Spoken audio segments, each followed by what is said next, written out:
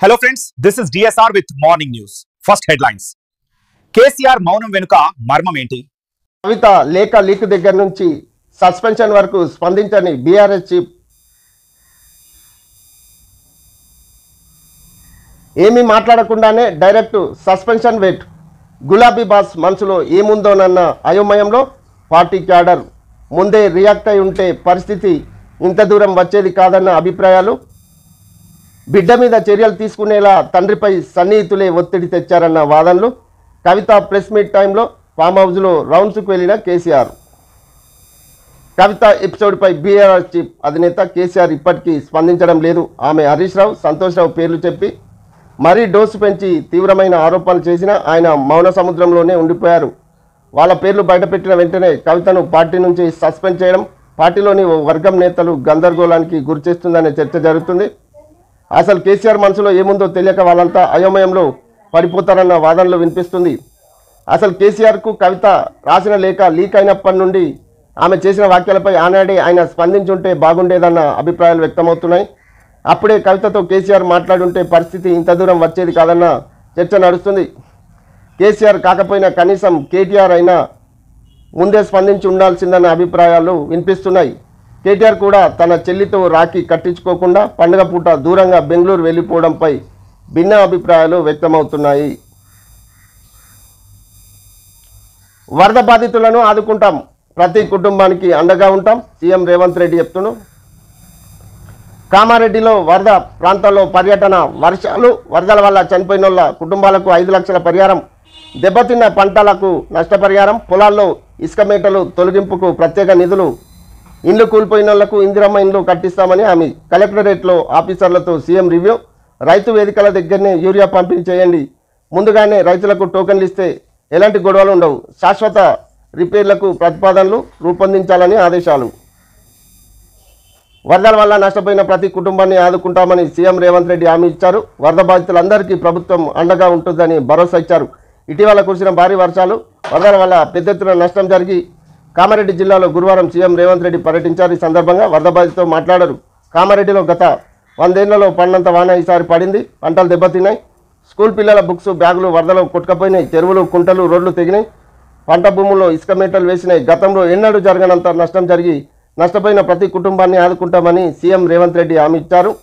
రైతులకు పంట నష్టపరిహారం చెల్లించడంతో పాటు పొలాల్లో ఇసుక మేటలు తొలగించడానికి ప్రత్యేకంగా నిధులు ఇస్తాం, ఇండ్లు కూలిపోయినలకు ఇందిరమ్మ ఇండ్లు మంజూరు చేస్తాం, వరదల వల్ల చనిపోయిన కుటుంబాలకు 5 లక్షల పరిహారం ఇస్తాం, చనిపోయిన పశువులు కూడా పరిహారం చెల్లిస్తామని ప్రకటించారు. కాగా సీఎం రేవంత్ రెడ్డి హైదరాబాద్ నుంచి ప్రత్యేకంగా హెలికాప్టర్లో కామారెడ్డికి వచ్చారు. మంత్రులు సీతక్క, పొంగులేటి శ్రీనివాసరెడ్డి, పీసీసీ చీఫ్ మహేష్ కుమార్ గౌడ్తో కలిసి వరద బాధిత ప్రాంతాల్లో పర్యటించారు. ముందుగా లింగంపేట మండలం లింగంపల్లి కుర్దుం వద్ద కొట్టుకపోయిన బ్రిడ్జిని పరిశీలించారు. బురిగిద్ద శివార్లో ఇసుక మేటలు వేసిన పొలాలను పరిశీలించి అక్కడికి వెళ్లి రైతులతో మాట్లాడారు. ఖైరతాబాద్ గణేష్ గురువారం ఒక్కరోజే సుమారు 5 లక్షల మంది దర్శించుకున్నారు. తెల్లవారుజాము నుంచే క్యూ లైన్లు కిక్కిరిసిపోయాయి. రాత్రి 12 గంటల వరకు అదే ఫ్లో కొనసాగింది. 500 మంది పోలీసులు, 200 మంది వాలంటీర్లతో బందోబస్తు నిర్వహించారు. అమెరికాపై చైనా సైబర్ దాడి. అమెరికా సహా 80కి పైగా దేశాలు టెలికమ్యూనికేషన్ నెట్వర్క్లను చైనాకు చెందిన సాల్ట్ టైఫూన్ అనే సైబర్ గ్రూప్ హ్యాక్ చేసింది. ఆయా దేశాల్లో 200 కంపెనీల డేటాను చోరీ చేసింది. అమెరికాలో 6 టెలికాం కంపెనీలు నెట్వర్క్లోకి చొరబడి దాదాపు ప్రతి అమెరికన్ డేటాను హ్యాకర్లు సేకరించారు. ఇది అతిపెద్ద సంస్కరణ. జీఎస్టీ రేషనలైజేషన్ స్వతంత్ర భారతదేశంలో అతిపెద్ద సంస్కరణ అని ప్రధాని నరేంద్ర మోదీ అన్నారు. అత్యవసరాలు వస్తువులపై పన్ను స్లాబులు తగ్గించడంతో ఇక నుంచి సామాన్యుడు డబ్బులు అతని జేబులో ఉంటుందని పేర్కొన్నారు. ఓయూ ర్యాంకుకు పైకి దేశంలో నీ విద్యా సంస్థలకు కేంద్ర ప్రభుత్వం ఇచ్చే national institute of ranking framework ర్యాంకులలో తెలంగాణ విద్యా సంస్థలు సత్తా చాటాయి. గత 3 ఏళ్ల నుంచి ఓయూ ర్యాంకు దిగజారగా ఈ ఏడాది మాత్రం వివిధ కేటగిరీలో మంచి ర్యాంకును సాధించింది.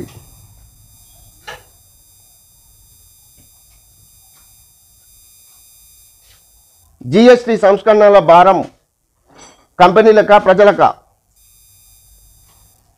కీలక రంగాల విషయంలో అనుమానాలు, రేట్లు తగ్గించబోమంటూ ఇప్పటికే పలు సిమెంట్ కంపెనీల ప్రకటన, హెల్త్ పాలసీలు, వెహికళ్లపైన ఇదే తీరు. జీఎస్టీ స్లాబులు తగ్గింపుపై పలు కంపెనీలకు ఇప్పటికే లీకు. గడిచిన కొన్ని నెలల్లో కొన్ని నిత్యావసర వస్తువుల రేట్లు అనూహ్యంగా పెంపు.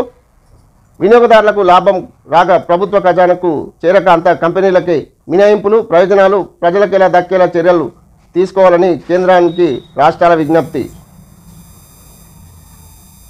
జీఎస్టీ సంస్కరణ వల్ల ప్రభుత్వానికి పన్ను ఆదాయం తగ్గనుండగా ఆ ప్రయోజనం నేరుగా ప్రజలకు దక్కుతుందా లేదా అనే అనుమానాలు తలెత్తుతున్నాయి. రాష్ట్రాలు ఇప్పటికే ఈ విషయాన్ని కేంద్రం దృష్టికి తెచ్చినప్పటికీ పలు కంపెనీలు చేస్తున్న ప్రకటనలు ఇందుకు ఊతమిస్తున్నాయి. సిమెంట్పై జీఎస్టీని ప్రభుత్వం 28% నుంచి 18%కి తగ్గించింది. ఒక్కో సిమెంట్ బస్తాపై 10% రేట్లు తగ్గితే ఆ మేరకు వినియోగదారునికి కలిసి వస్తుంది. దీనివల్ల నిర్మాణ రంగాన్ని ఊతమిచ్చినట్లు అవుతుంది. సర్కార్ భావించింది, కానీ తాము ఎట్టి పరిస్థితుల్లో సిమెంట్ రేట్లు తగ్గించేది లేదని ఫ్యాక్టరీల యజమానులు ఇప్పటికే ప్రకటించారు. 21 నుంచి స్కూళ్లకు దసరా హాలిడేస్. రాష్ట్రంలోని అన్ని స్కూళ్లకు ఈ నెల 21 నుంచి వచ్చే నెల 3 వరకు ప్రభుత్వం దసరా సెలవులు ప్రకటించింది. రాష్ట్రంలో బతుకమ్మ, దసరా పండుగల సందర్భంగా 13 రోజుల పాటు ప్రైవేట్, గవర్నమెంట్, ఎయిడెడ్ సహా అన్ని మేనేజ్మెంట్ పరిధిలోని స్కూళ్లకు సెలవులు ఇవ్వనున్నారు. అక్టోబర్ 4న స్కూళ్లు రీఓపెన్ కానున్న. ఇప్పటికే దీనికి సంబంధించి షెడ్యూల్ అకాడమిక్ క్యాలెండర్లో స్కూల్ ఎడ్యుకేషన్ అధికారులు ప్రకటించారు. సర్కార్, ప్రైవేట్, ఎయిడెడ్ జూనియర్ కాలేజీలకు మాత్రం ఈ నెల 28 నుంచి వచ్చే నెల 5 వరకు దసరా హాలిడేస్లు ఉంటాయి.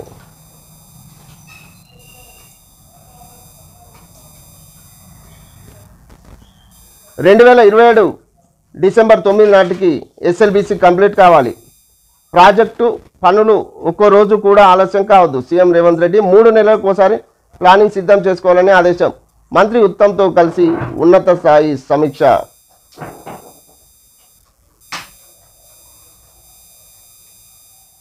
$16,000 కోట్లు ఇవ్వండి. ఇటీవల రాష్ట్రంలో కురిసిన భారీ వర్షాలను జాతీయ విపత్తుగా పరిగణించండి. కేంద్ర హోంమంత్రి అమిత్ షాకు డిప్యూటీ సీఎం బట్టి తుమ్మల విజ్ఞప్తి. 5,18,072 కోట్ల నష్టం జరిగినట్లు ప్రాథమిక అంచనా. గత ప్రస్తుత సాయం కింద తక్షణమే నిధులు రిలీజ్ చేయాలని విజ్ఞప్తి. త్వరలోనే కేంద్ర బృందాలు రాష్ట్రానికి పంపుతామని అమిత్ షా హామీ. తెలంగాణలో ఇటీవల కురిసిన భారీ వర్షాలతో తీవ్ర నష్టం వాటిల్లిందని, దీన్ని జాతీయ విపత్తుగా పరిగణించాలని కేంద్ర ప్రభుత్వాన్ని డిప్యూటీ సీఎం బట్టి విక్రమార్క కోరారు. ప్రాథమిక అంచనా ప్రకారం 5,018 కోట్ల నష్టం వాటిల్లిందని కేంద్రం దృష్టికి తీసుకెళ్లారు. గత విపత్తు ఇప్పటికీ ప్రకృతి విలయాన్ని పరిగణనలోకి తీసుకొని మొత్తం 16,732 కోట్లు ఇవ్వాలని విజ్ఞప్తి చేశారు. ఈ మేరకు గురువారం రాష్ట్ర వ్యవసాయ శాఖ మంత్రి తుమ్మల నాగేశ్వరరావుతో కలిసి కేంద్ర హోంశాఖ మంత్రి అమిత్ షాతో బట్టి భేటీ అయ్యారు.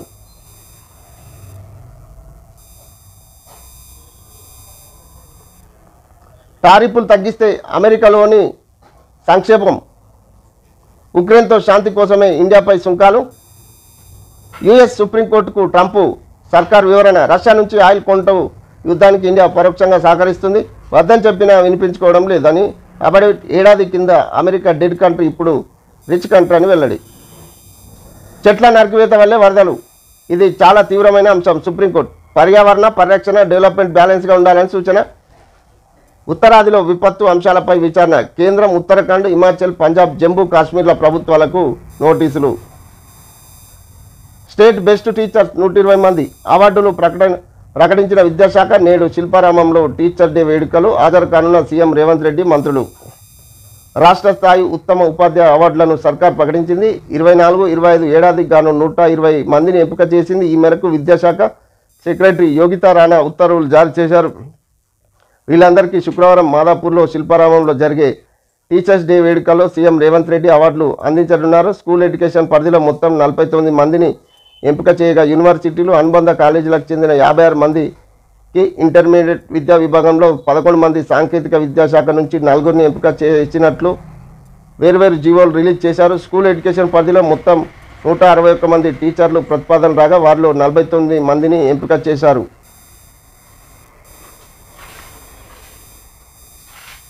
ఆదర్శం. ఈ టీచర్లు తమ పిల్లలను సర్కార్ బడులకి పంపుతున్న పలువురు ప్రభుత్వ ఉపాధ్యాయులు. వీరిని చూసి తమ వైఖరి మార్చుకుంటున్న తల్లిదండ్రులు.